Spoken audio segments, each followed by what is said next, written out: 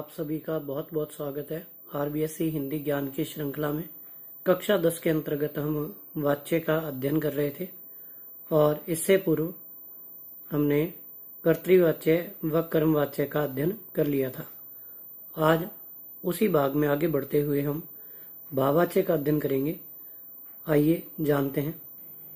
देखिए किसे कहते हैं भाववाच्य। देखिए कि जिस वाक्य की क्रिया का संबंध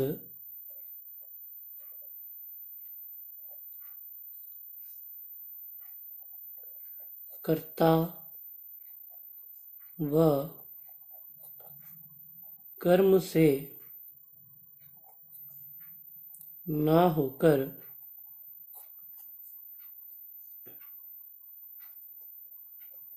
भाव से होता है,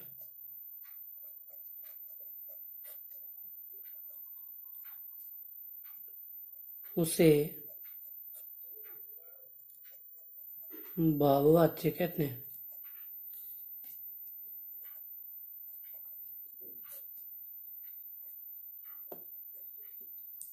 इसमें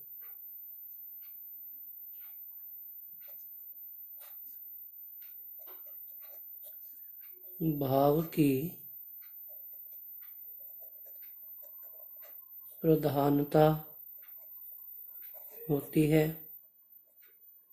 देखिए भाववाचक संज्ञा जब हमने पढ़ी थी तो हमने उसमें जाना था कि भाववाचक संज्ञा सदैव एक वचन में होती है। इसी कारण क्या होता है, भाववाच्य में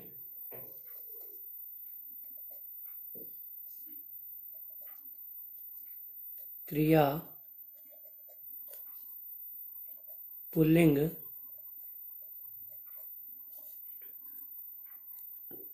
एक वचन में होती है।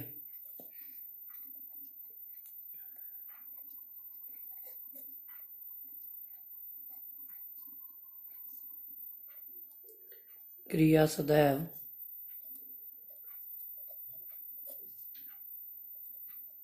अकर्मक होती है।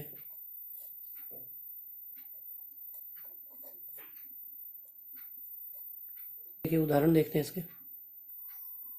जैसे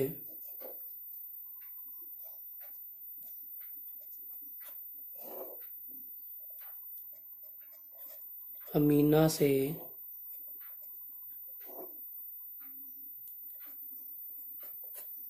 चला नहीं जाता। देखिए कर्मवाच्य मैंने आपको बताया था कि कर्ता के बाद से या के द्वारा का प्रयोग होता है। इसमें भी देखिए कर्ता के बाद से या के द्वारा का प्रयोग हो रहा है, परंतु उसमें हम कर्म का प्रयोग करते थे, उसमें कर्म नहीं रहता क्योंकि अकर्म क्रिया है। अकर्म क्रिया में कर्म नहीं होता। देखिए कैसे पता चलेगा कि इसमें कर्ता के साथ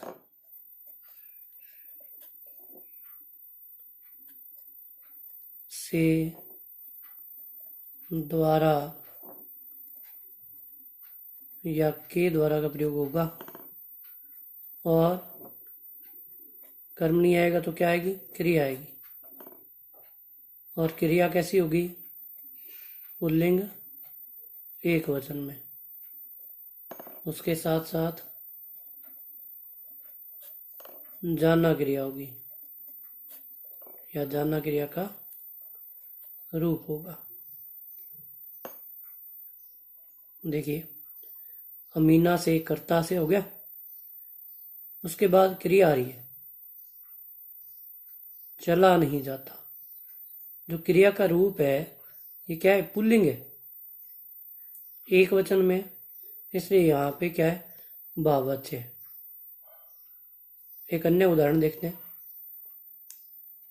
जैसे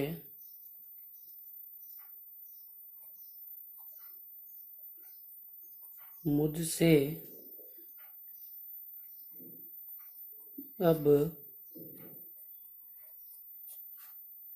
चला नहीं जाता।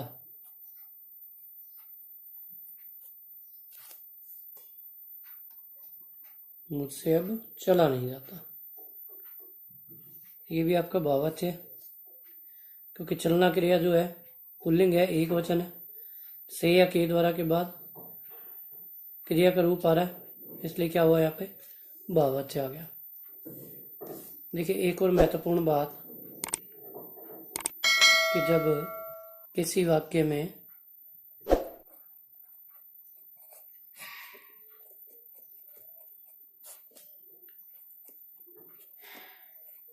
कर्ता व कर्म के साथ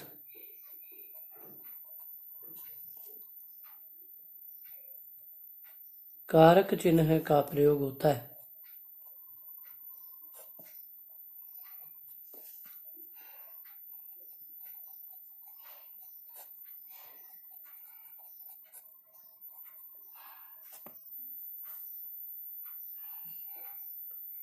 वहाँ भाववाच्य होता है। जैसे सुनीता ने अपने पुत्रों को पुकारा। देखिए यहाँ पे भी कारक चिन्ह का प्रयोग हुआ है और यहाँ पर भी कारक चिन्ह का प्रयोग हुआ है।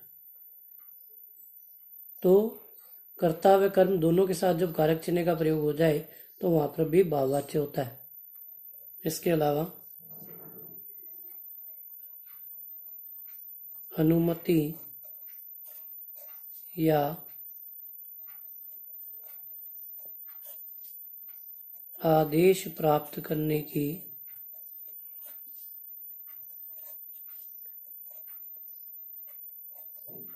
स्थिति में भी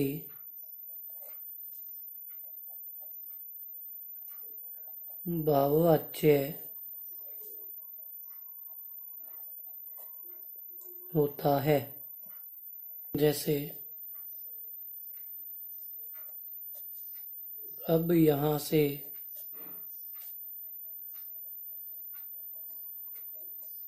चला जाए, या फिर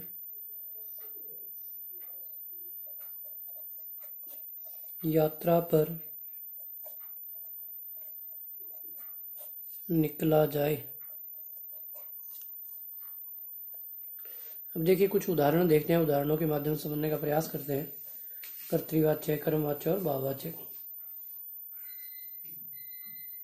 जैसे देखिए कि पेड़ पर पक्षी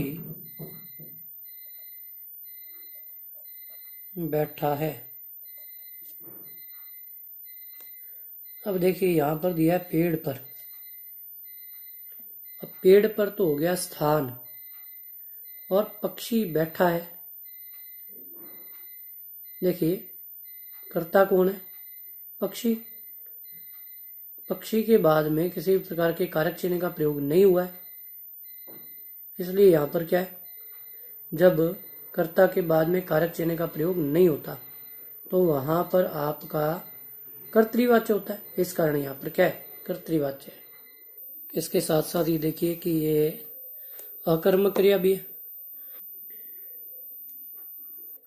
अगला उदाहरण देखते हैं। जैसे बच्चे छत पर पतंग उड़ा रहे हैं।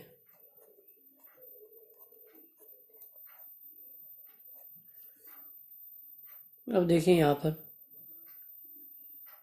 छत पर, तो अधिकरण कारक हो गया ये तो। अब बच्चे पतंग उड़ा रहे हैं, तो पहले तो हम ये देखते हैं कि ये क्रिया कौन सी है। अब बच्चे पतंग उड़ा रहे हैं, क्या उड़ा रहे हैं? पतंग उड़ा रहे हैं। कौन उड़ा रहे हैं? बच्चे उड़ा रहे हैं। देखिए जब क्या और कौन दोनों का उत्तर अलग अलग प्राप्त हो जाता है वहां पर सकर्मक क्रिया होती है। तो ये सकर्मक क्रिया है। अब सकर्मक क्रिया या तो कर्तृवाच्य में आपके काम आ रही थी या फिर कर्मवाच्य में आ रही थी। अब यहाँ पर अगर हम कर्ता को परिवर्तित करके देख रहे हैं, बच्चों की जगह यहाँ बच्चे हैं, तो बच्ची यहाँ पतंग उड़ा रही है हो जाएगा, यानी परिवर्तित हो रही है, तो क्या होगा आपका कर्तृवाच्य होगा।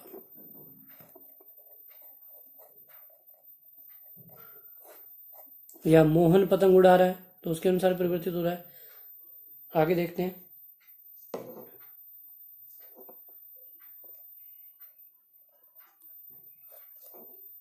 बच्चों के साथ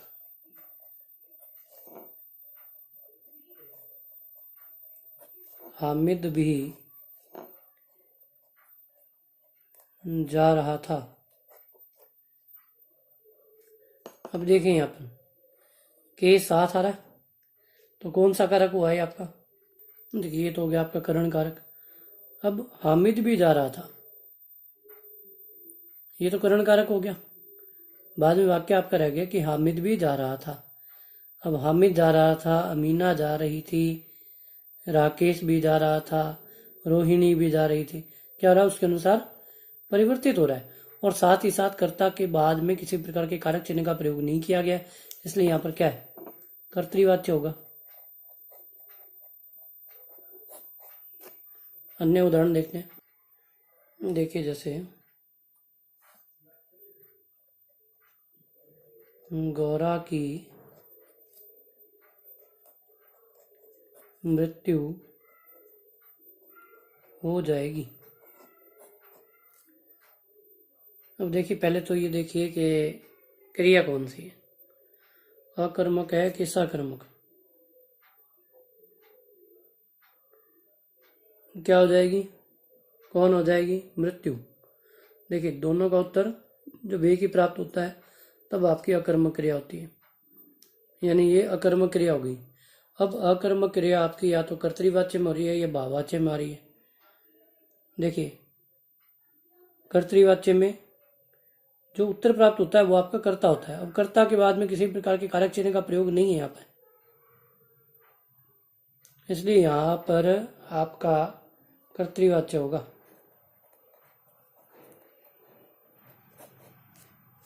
जैसे एक और लिखें, रोगी से उठा नहीं जाता। देखिए यहाँ पर क्या है? से या के द्वारा है, उसके बाद क्रिया आ रही है, इसलिए से या के द्वारा के बाद जब क्रिया आती है तो भाववाच्य होता है।